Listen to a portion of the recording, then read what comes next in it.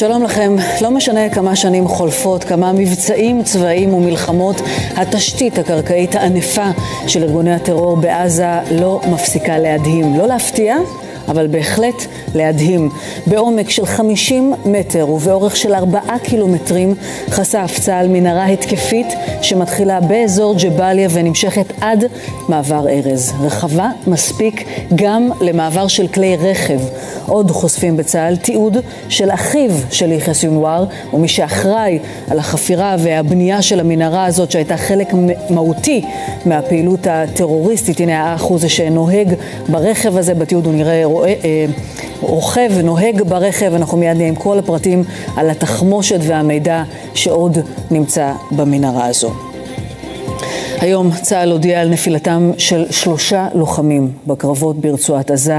אלו שמותיהם: סמל ראשון בוריס דונבצקי, בן 21, מקריית ביאליק, לוחם שריון בגדוד 46, חטיבה 401. רב סמל ראשון במילואים יוסף אבנר דורן, בן 26, מירושלים, לוחם ביחידת הניוד המבצעי, שירת בשייטת 13. ורב סמל במילואים שלב זלצמן, זכרו לברכה, בן 24, מרמת ישי, לוחם בגדוד 6623, חטיבה 55. יהי זכרם ברוך.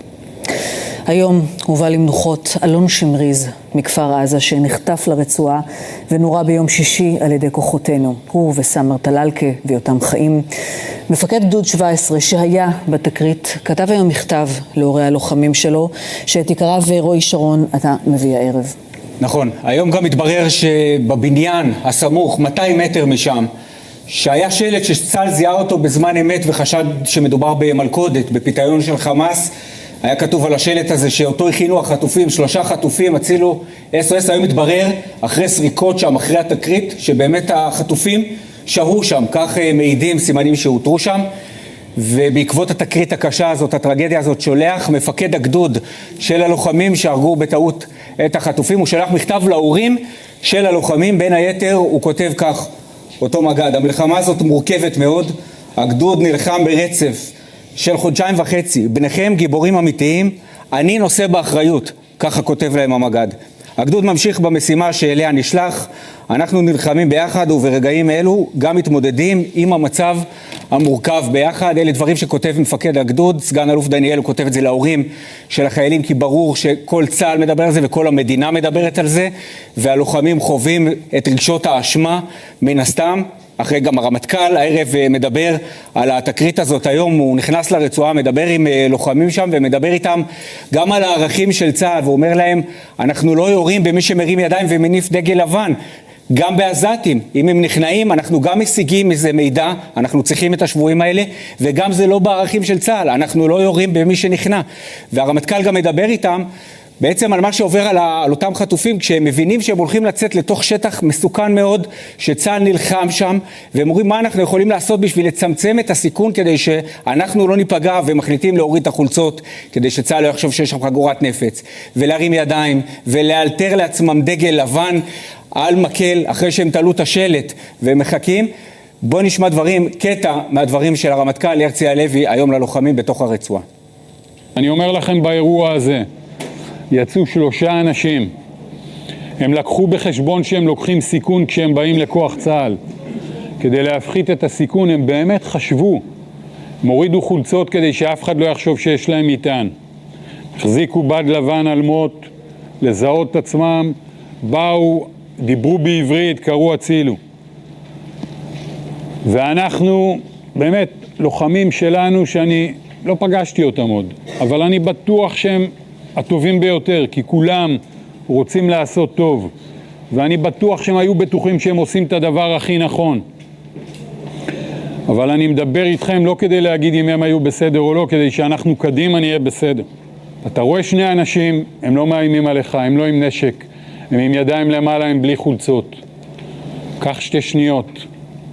ובואו, אני רוצה להגיד לכם משהו לא פחות חשוב. ואם זה 2 עזתים עם דגל לבן שיוצאים להיכנע, מה, אנחנו יורים בהם? בשום פנים ואופן לא. בשום פנים ואופן לא. זה לא צה"ל, תקשיבו. הרמטכ"ל, היום בתוך הרצועה. אני נשארת איתך, רועי, כדי לדבר על אותה מנהרה שצה"ל חשף לציבור היום. יוצא דופן בגודל שלה, בעומק שלה, ברוחב שלה. אתה היית בה ממש, נכון? היית בה פיזית. עד כמה היא באמת יוצאת דופן?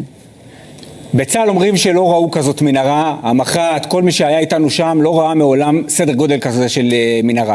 יש עוד מנהרות, זה בעצם התובנה הראשונה כשאני נכנס לשם, וצה"ל חושף בעינינו את המנהרה הזאת, ואנחנו מוקפים לוחמים שמבטיחים אותנו למקרה שפתאום הפיעו מחבלים, והמחשבה הראשונה זה כמה עוד כאלה יש, שצה"ל עדיין לא גילה. זה בעקבות כמובן התמרון ומידע מודיעיני וכוחות שנמצאים בתוך סג'איה, ועכשיו צה"ל נמצא בדרום הרצועה, בעצם צה"ל אומר לנו, לכל גדוד חמאס יש מנהרה, גם אם היא לא כזאת גדולה, היא עדיין גדולה והיא עדיין אסטרטגית, ויוצאים ממנה הרבה הסתעפויות, ויש כמה עוד עבודה נשאר על התשתית הזאת של התת קרקע. כמה כסף הם שמו עליה, מאות מיליונים, הכסף הקטרי המפורסם שזרם לחמאס במשך השנים האחרונות. היא כמובן לא חודרת אל שטח ישראל, יש את המחסום, אבל היא כן מוגדרת התקפית, אבל לא חודרת. כן, היא חודרת, היא כבר לא, בכוונה חפרו אותה, כשהיא תגיע 300 מטר בערך לפני המכשול, כדי שהיא לא תיחשף, אבל המטרה הייתה להפתיע מתישהו, להשתמש בה כאקט שני, כאקט נוסף, אולי נגד הכוחות שכבר בתוך הרצועה, להפתיע אותה מאחורה, אולי נגד ישראל.